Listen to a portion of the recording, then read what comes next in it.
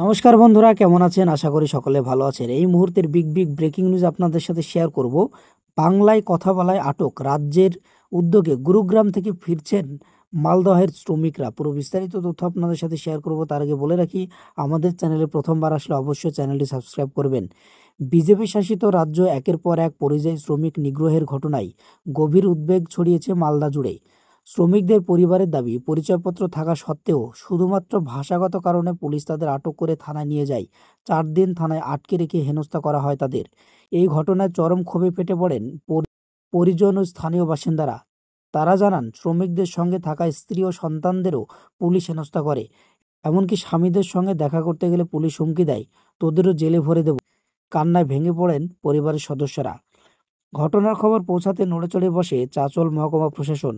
রাজ্য সরকারের তরফে হস্তক্ষেপের পর অবশেষে বুধবার গুরুগ্রাম থানা থেকে মুক্তি দেওয়া হয় 8 জন শ্রমিককে।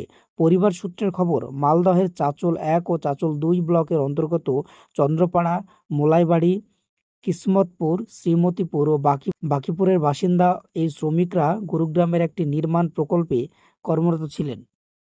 ধৃতদের মধ্যে ছিলেন সাহেদ আলী, লালটু হোসেন, আনিসুর রহমান, আলম আলী, নাজিমুল হক, হাবিবুর রহমান, নূর আলম ও মুকুল হোসেন। পাশাপাশি আনিসুরের জামাই আলমকেও তুলে নিয়ে যাওয়া হয় বলে পরিবারের দাবি।